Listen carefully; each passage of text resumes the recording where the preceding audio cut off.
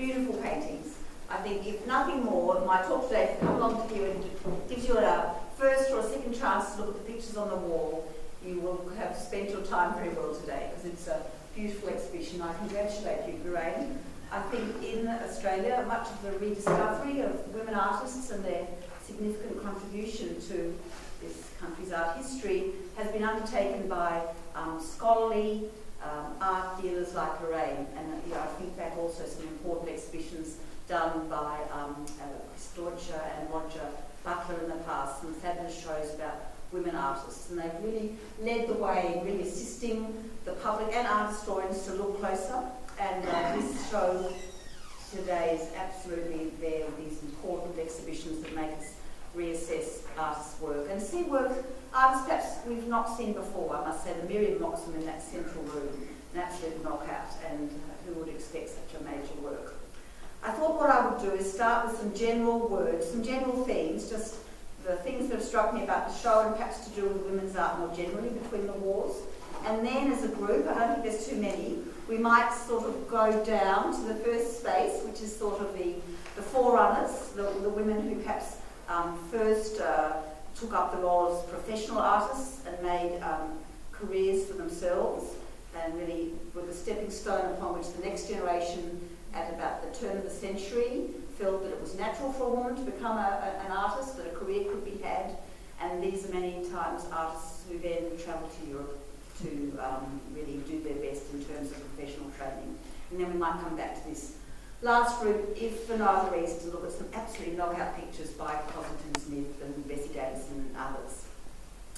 The mix of materials is also something I think is an absolute delight.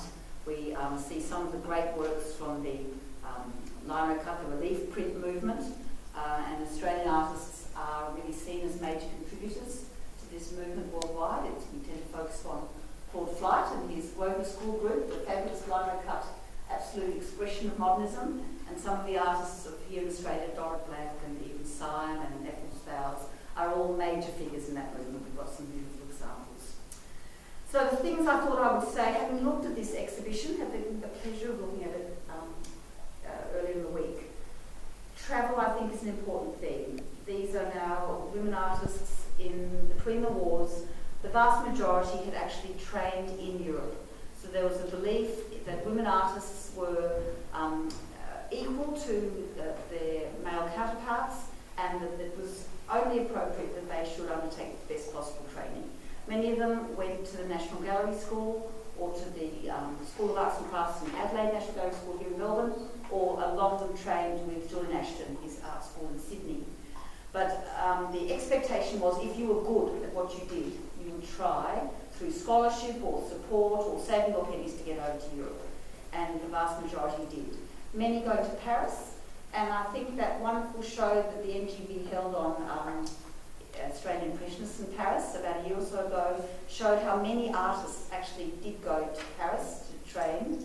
And one of the reasons was it was felt that Paris was a slightly more relaxed society, especially for women artists, that independent women, while many could be trained in England, and of course the Slade School in London was one of the first to open its doors to women artists, but there was a belief that there was a certain relaxed charm, and of course Paris itself, a great city at the end of the 19th century, the city of Europe. So we get many artists, most of the ones we're looking at here, people like Bessie Davison really don't come home. They go over there, they return to Australia, and then in the end take up a very successful professional career in France. So there's this idea that there is an obligation, if you're good, to go to Europe, and the artists here, many are in Paris training at certain art schools, or also in London, and some of them, people slightly that early group, people like Ethel Carrick are actually in the St Ives and that sort of British Impressionist movement. So travel is a theme, and that in itself involved a certain degree of confidence and bravery, really. Most women tended to travel in pairs rather than singly, so you find people like Margaret Preston, Bessie Davison, others, Grace Crowley, Dorrit Black, they tend to go over in groups and training and bringing back the news. And many of them then set up as teachers. People like Dorrit Black setting themselves up as the number of the artists as teachers, training the next generation as well. So I think that's a theme that runs throughout the rooms. And Joyce, don't worry, I don't have to worry about that. It's Bruno, I don't very fast. Just have to all memorise it. Then another thing, of course, is modernity of the subject matter. So they're taking on the mantle of progressive avant-garde professionals, and we find a number of them, particularly people like Thea Proctor, really personify in themselves their stylishness and sophistication, and in their imagery they have this wonderful art which often seems to sum up the world of modernity, and it isn't necessarily simply about new buildings or of the day. It can also be in an element of the fantastic and the theatrical, and you get a number of artists from the Warrior era onwards who are interested in that degree of performance and theatre in their work, and it's summed up by the beautiful artists like Thea Proctor, who often presented her work in the form of fans. She was involved in theatrical design, and there is a tremendous sense of the period in her work. Someone also like Clarice Beckett, who doesn't really move much beyond Flo Morris as a mature artist, but what to us look as if they're full of charm, you know, the suburbs of Melbourne full of sort of tea tree and things, but she's got a bus, she's got often automobiles, she's got elements of modern life entering into her pictures. So we have this consciousness in which the modern artist does embrace contemporary life, and that's a thread. But it's not the large thread of the room. When we look around, we find so many of the images are still the great classical subject matter of art.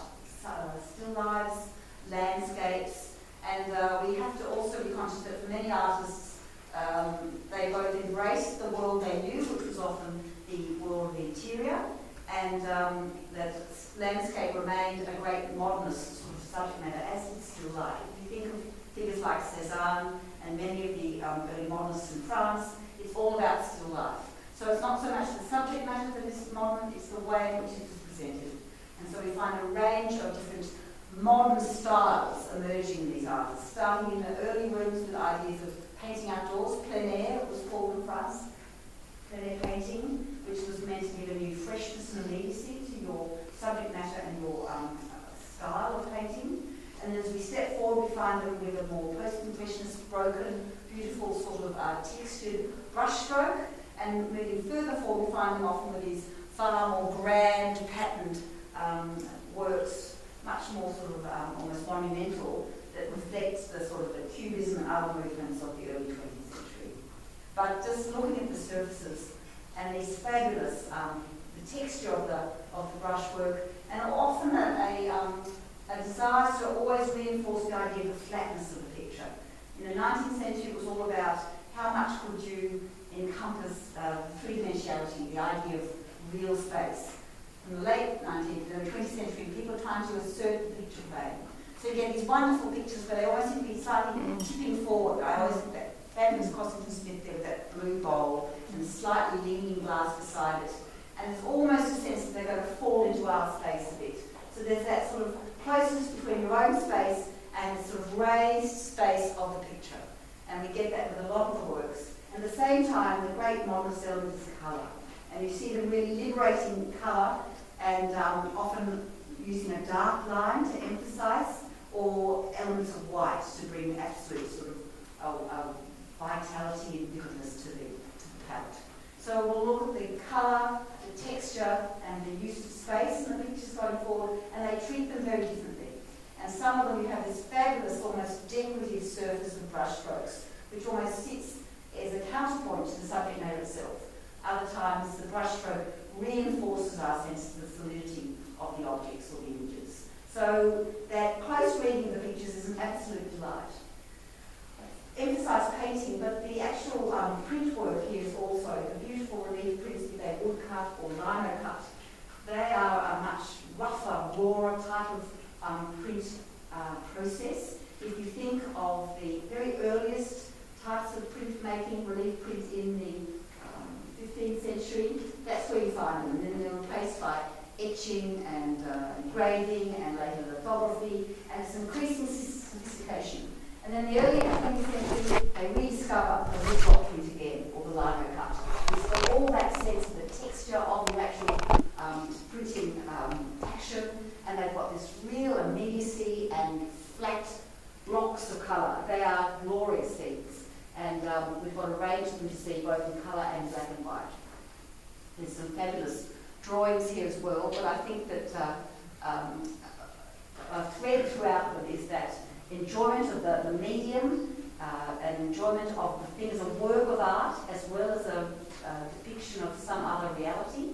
And I think another element which seeing the actual works as opposed to seeing them reproduced in books is the frames. We've got some beautiful original and replica frames on the works. And I think for those of you who saw the Sydney Modern Show last year, I think it was up in Sydney, a lot of them had pale, white or pale frames, and they really provide this incredible emphasis to the actual painting picture. We've got some examples here to have a look at.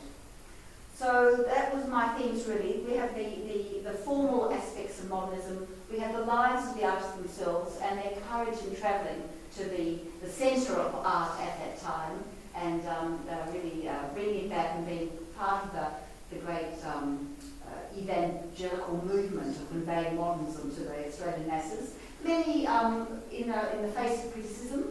When Bessie Davison returned to Adelaide, she found it a bit startling, was criticised for some of the modernity of her work. So you'd have some of them, leave Australia and return to Europe, and others say, no, they will be the part of the force changing public thinking. So we might now just apply my general comments to some of the examples and just take a stroll down to the little front room, the big more school room there, and have a look at some of the pictures there. So Lorraine very cleverly has set up progression as you go through the gallery spaces. And as you come in the door, we're confronted really by women of the Heidelberg School in the form of Jane Price, and over here we've also got Clara Southern. And we know them as people who worked alongside Streeton and Roberts. They're part of the plein air painting in Eaglemont, and you find the actual types of subject matter. They're delighting in the sort of the urban bush of Melbourne. You often find they have these little lovely blue gum sprouts, rather than the colonial artists all about grand forests of ferns and things. There's this sort of much more light-filled, dappled bush. Or in the case of someone, and it's very typical, this idea of sunset, sunrise, nocturnes, that whole interest in mood. And this is not only the women artists, but also people like Mather and John Ford Patterson. They're embracing the idea of light also being emotion-filled.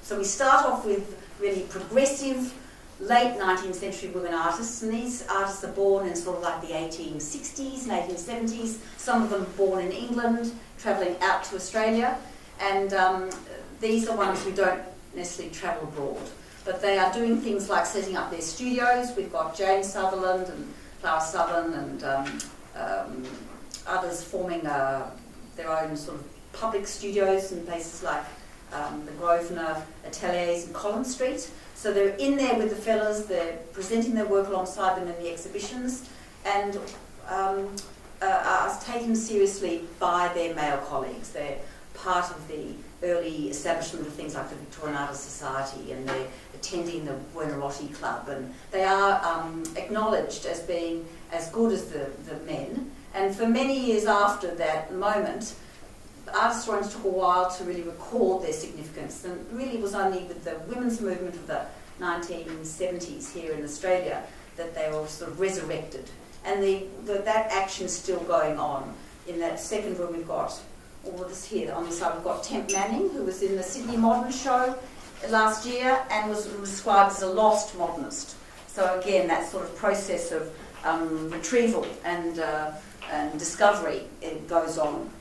But they're beautiful works about light, I think, and about painting the bush in front of you. We've also got here a lovely image of, and I better get my dates and times. This is Vida Lay, who many of you will know as a Queensland artist, and she often paints Queensland scenes with that really lovely bright colour. But after she returned from training, I think, in the south, back to Queensland, she did spend 2 years in Tasmania. And this is a fantastic image of the sort of the wharf in Hobart. But I think when you first come in and glance at it, you almost think, is it Venice or something? That wonderful sense of water and reflection and light, and a whole sort of decorative play of brush strokes. So we have the depiction of the building, and then it's sort of broken up and explored as form and colour in the reflections. And this is something we trace back to the Impressionists in the 1860s and 70s in France. They loved doing the play of water and figures. Here on the right, an interesting figure. It's Nora Gurdon, and a Melbourne-based artist who lived in the Dandenongs. And you can see here, looking very much of that, what we describe, I suppose, as Melbourne modernism, which has a very strong presence of tonalism. This is an interior scene, but the woman in the interior, and she's sort of got modern hairstyle, and it's again, I think, very much about evoking psychological states. So while not a screamingly modern artist, I think very much within this movement about art as an exploration of modern experiences and modern thinking. And it's set against, on the other side, one of the Bessie Davidsons. And I did say to Lorraine, you so rarely see her. And this exhibition, she really is the star attraction. And if you look in some of the notes provided, it's actually a collection that came out of Bessie Davidson's next door neighbour in Paris. And she was the godmother of her neighbour's little child. And the neighbour was an artist and collector and writer himself. And so we've got this really terrific group. And I think we'll just touch upon them so you can keep comparing her work. She does a lot of beautiful still lifes and interiors. When we saw her in that French Impressionist show at the NGV, they were mainly her figurative work. So it's great to see her here, doing a Cézanne with incredible style and confidence. They're beautiful pictures, and I think that thing which Lorraine said about really getting up close and seeing how she's creating forms with strokes and often with a line between the two, counterbalancing the different sort of, intensity of different colour hues against each other to create shape, while at the same time it's this beautiful sort of almost mosaic surface to the picture that keeps it very strong and flat. They're terrific paintings. She was highly acclaimed. She was given the Légion d'honneur in 1931 for her contribution to French art. She then went on, like a number of the artists here, and she was busy with both World War I and then in World War II. She was sort of part of the resistance movement. So she's a really interesting figure, more really in French art history than Australian, but terrific to see these pictures alongside. And then we've got two just exquisite little pictures at the side which are great in terms of the framing in pale wood. That slightly linear type of flat frame is often associated with Whistler and his followers. And on the other side, very Whistlerian, I think, memories with this idea of form seen through fog and mist. So it's really about light and mood and the evaporation of form. And we'll see that idea of, you lose form to get colour and light is then replaced by, you can have just as much colour and light with form in the next room. So we'll just move along slowly. We've got a little bit of other exquisite Beckett and, and there's another beautiful Bessie Davison just sitting there at the corner for you to come back and enjoy. Look at Ted Banning, who was really one of the very earliest figures, alongside Roland Wakelin and Boy de Maistre, that sort of people just discovering Cézanne and French modernity in about 1907, 08, 010. And she's there with that student group, isn't really picked up in the reviews and has been a little bit lost. She goes on from a very sort of pointillist technique to late in her career, much more sort of unbroken surfaces, but just the play of pinks and greens. You can see that sort of experimental colour interest is there in her work, and a little known artist, terrific to have two works in this show. Two other artists before we leave up the stairs. Sybil Craig, a personal favourite of mine, terrific artist, a rather quiet, modest person, but very much a part of the whole modernist push, involved in printmaking, involved in painting. She was actually a war artist alongside Nora Heysen, so we've got I must say, when you look at the different artists, you find someone like Mabel Pye, who is a printmaker, and she trains under Napier Waller, and then she's friendly with some other artists like Adelaide Perry, and Adelaide Perry's student is Lisette in the next room along. So we've got a wonderful connection of teachers and pupils and students and war artists together. But Sybil Craig, of course, often paints along the coast near Black Rock, where their family had a holiday house. And this, of course, is the Cerberus, which you don't realise was commissioned in the 1870s, I think, Lorraine's notes. And then is sunk out there to form for the Half Moon Bay Yacht Club or whatever, a bit of a breakwater. And so she's painting and she's put her very assertive signature, I think almost like a sort of a industrial element within her picture. But this is very much both a modernist, contemporary image and a little elements of war and industrial life. So Sybil, fabulous to have her here with that image. Now I've got a lovely mix in this room, dominated by this amazing sort of mural-like painting. This by the Sydney artist Miriam Moxham, who's not an artist I know, and I did a little bit of reading. She belongs to that circle around Arthur Murch. And you know those beautiful artists who almost look like they're painting frescoes rather than oil paintings. Often these pale, almost chalky hues, and with this fabulous flat, decorative compositions. And Miriam is part of that circle. She trained at the, I think it was called the Royal Art School in Sydney, and was there with a group of the other Sydney models we've got in the show. But you can see the Melbourne equivalent would be someone like the Wallers, that idea of this embrace of mural painting during the early 20th century. Up in Sydney, it's people like Arthur Murch and Charles Meare, and they have this wonderful sort of rather monumental figure types who almost seem frozen in positions with this beautiful flat background. The figures of sort of country figures and a little child, you can sort of see comparable images of grand rural or even sort of Arcadian landscapes with figures like Napier Waller.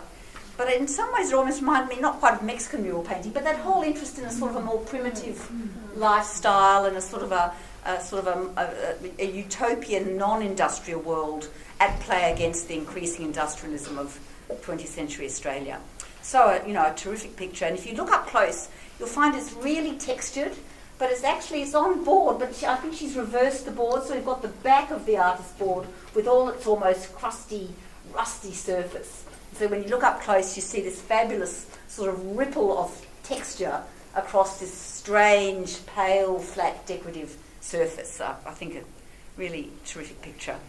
We've got on the other side of figurative work, just on the right, which is Bessie Davidson again, very much looking like French figures in an urban setting, and with that sort of idea of rain-washed streets. It's sort of early 20th century urban Paris, but a very elegant picture. The scale is interesting. This is very much a public mural-sized work, and most of the other works in the show are intimate and small.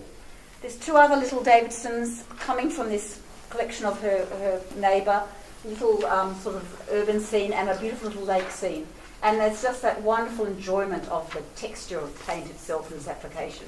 And so these very textured pictures are set above two beautiful Clarice Beckett's, who really is, I think, an enormous modern favourite. People respond to her quiet, lyrical pictures, which have this sort of dissolving of form through these beautiful tonal areas of light.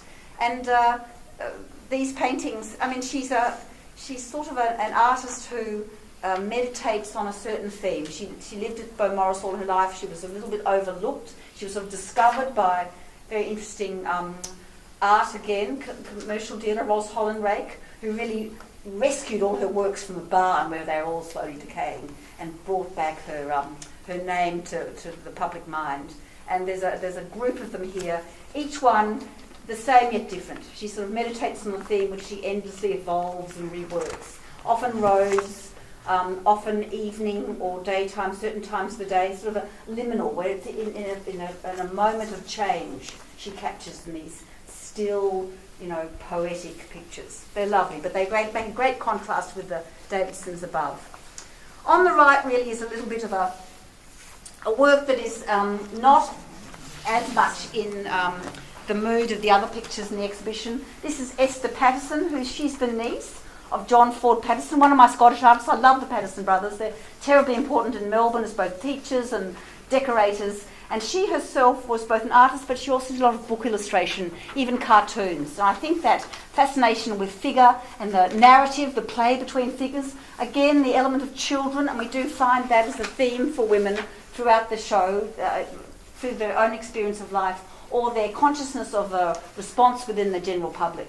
But this is an image where we get the modern day car, it's a fabulous market scene, beautiful notes of colour for the figures themselves, and in some way a really interesting contrast from that side of the room to this side of the room, which is the Ethel Carrick, who of course is the wife of Phillips Fox, Manuel Phillips Fox. She's born in England. They meet in that whole St Ives plein air painting by the coast moment. She and her husband travel very broadly. France, you often see beautiful paintings she does of the Luxembourg Gardens. This is one of her Moroccan scenes. Fabulous big patches of colour evoking the liveliness and the light. They all love going to the south of France and Morocco for the qualities of the light and the purity of the colour.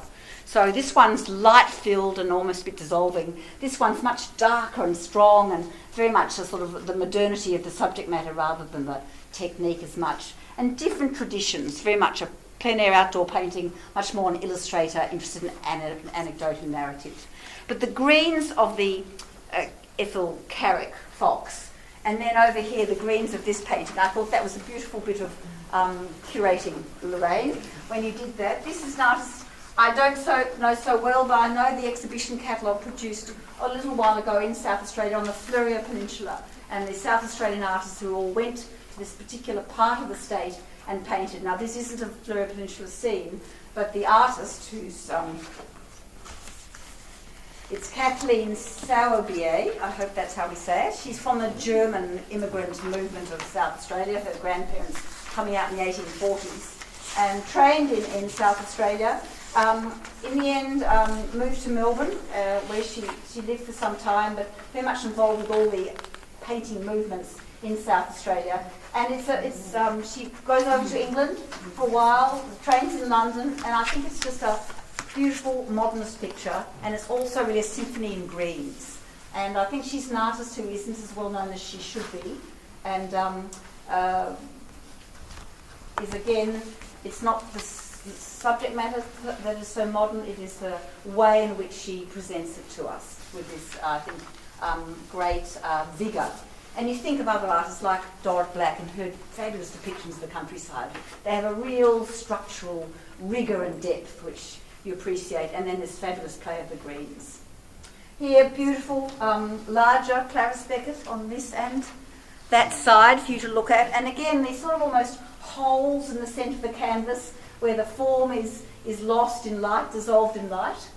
And then the sort of the framing device on either side, just to lead your eye into what is in fact really just flat bands of colour. And this is just an absolutely tour de force of the great female moderns. We've got an amazing Margaret Preston, just, like a great drum roll on one side. Hilda Riggs Nicholas in the middle, who has had a number of exhibitions in recent years. And this is, of course, she goes over very early to Europe to study after her father's death with her sister and mother, and travels a lot. We've got wonderful scenes she does in North Africa. But in the end, her second husband is on a property in southern New South Wales, and she does these now very famous images, really, of people on horseback, sort of like figures out of Mary Grant Bruce or something. And this is, I think, possibly the son on horseback, and it's the treatment is sort of lovely, loose, textured and flowing treatment of form and landscape, and again that idea of this sort of almost flat light of Australia. So they're very interesting in the nationalist element, and good to put alongside someone like Preston, who herself looks at Indigenous art, picks up some of these sort of almost ochre palette in some of her works, or often uses really dramatically sort of the modernist lines of Australian flowers. So the modernism wasn't only taken up in a sort of an unthinking fashion. They brought back the elements to reform for Australian modernist painting and tried to add their own elements to it. Another beautiful Bessie Davison on the right, and lovely to see the flowers here being used as really statements of modernist form. And then two knockout drawings by Nora Heysen, who of course was, I think, the first woman artist to win the Archibald Prize for her portraiture, the amazingly talented daughter of her father, Hans Heysen, and known for these incredible self-portraits that just pierce you with her gaze. So again, you can see her, drawing up, composing the composition, often a slight deliberate asymmetry, and very much the sense of the forms underlying the surface appearance of reality. So beautiful drawings to look at. Extraordinarily marvellous Grace Cossington-Smith, just there for us to all worship. And the interior room, the open door, the bush beyond. Again, she's an artist who meditates on a certain range of subjects and really heralded as one of our great modernists, with its often beautiful palette of greens and pinks, pale, bright colours, placed together with this very distinctive touch, this very deliberate brushstroke. And we've played against the blue in the glass of the still life there, which is absolutely tipping out on top of us. And just again, if you could almost, without touching the surface, get your nose up close to have a look. Beautiful Bessie Davison's again, flanked by Clarice Beckett. That idea of how you both dissolve and create form. I think the one above with the tablecloth was the arm chopped off. This idea of the modernist picture where it isn't totally conventionally framed. You often get a sense of the expansion of the subject beyond the frame just by what you move to. It's half an arm, or it's quarter of a table, or it's a bit of a banana, or whatever it is your mind and your mind's eye extends beyond. And the drama there, green and pink, they're loving the play of either opposing or complementary colours that often reinforce each other's vibrancy. This work is by Lisette, and I'll have to get her name. She's trained by a generation of people like we saw before. Lisette Colnhagen, and she is South Australian. She forms around that circle around Dorrit Black, but also our other beautiful little print before, the Maple Pie. Adelaide Perry, the teacher, trained in Maple Pie in Sydney, so it's all wheels within wheels. And again, fabulous little picture with this idea of the street side of Barrow. I mean, it's the subject goes right back in time, but given a sort of head down, flat, modern punch to the work. Her work's not so often seen, so great to see this example here, and beautifully placed with sort of these different expressions of modernism through print form, subject matter, and colour. And then this last word here, Dorrit Black and Lisette Colnhagen, both South Australians together. Some of you might have had the absolute delight of going to the great Dorrit Black show in Adelaide last year, which I was able to do, and she's the most terrific artist. We often know of her beautiful image of the Sydney Harbour Bridge being built in blues, but she's a very fine printmaker. And this one in particular, if you read Lorraine's notes, there's I think the belief that the building itself was built by her father. She goes to paint this, and I should tell you its title. The Parish Hall, can't remember where the parish is, but around the road. But beautiful line cut, and she's just had a successful show, and she's got a car, so she's able to extend the width of her subject matter because she can drive places. And she's a fabulous, feisty woman, and this beautiful woodcut, and it's acquired, I think, by people who have been taught. She runs a very important school, both in Sydney and then later in Adelaide. And there's something like on the back it's written, my parents bought this, I'm being taught by Miss Black, and they're delighted to get this. So it's got this fabulous aspect to the provenance, which is, so important. One of Reese Nicholas's beautiful images here of sort of French peasantry, and again, amazingly slightly serpentine and flickering line. And they almost have a degree of stylisation that it's not any way about evoking reality. It's a sort of an image of this primitive world of Brittany or wherever. We've got, this is of course very Melbourne, Syme family. She has the ability to travel, and we know her for her fabulous rhino cuts where she trains in England, which is the great site of the Claude Flight and his Grosvenor School. He believed that art should be made affordable for the masses. You always have on this great alignment of contemporary or modernist art and sometimes socialist thinking. And a number of Australian artists went there. And here you see very much meditations on a sort of a mild form of cubism, where forms are both delineated and then almost dissolved, so that the planes connect with the background and the foreground through these sort of passages of undelineated colour. So, terrific image again with this rather pale, rough surface frame to really reinforce that idea of the immediacy of contemporary art. And here again, lovely theatropter of the Peep Show, again that sort of theatrical black and white. And this is Grace Crowley, and I thought this is the most beautiful image. Again, that idea where the surface is both a decorative element in its own right, as well as a window onto another world. This is before she goes over to Europe. It's the early 1920s, and it's called, I think, the excavation or excavation. But in fact, when you look at it, there's sort of a sense of landscape or trees or whatever is beyond. It's just through these fabulous sort of calligraphic strokes of her brush, which again is a work that only increases in interest and enjoyment the more you look at it. And I think we say the same with the entire exhibition. It is an absolute delight to the eyes and to the mind. And I hope my few comments today have been helpful in encouraging you to look again. So thank you.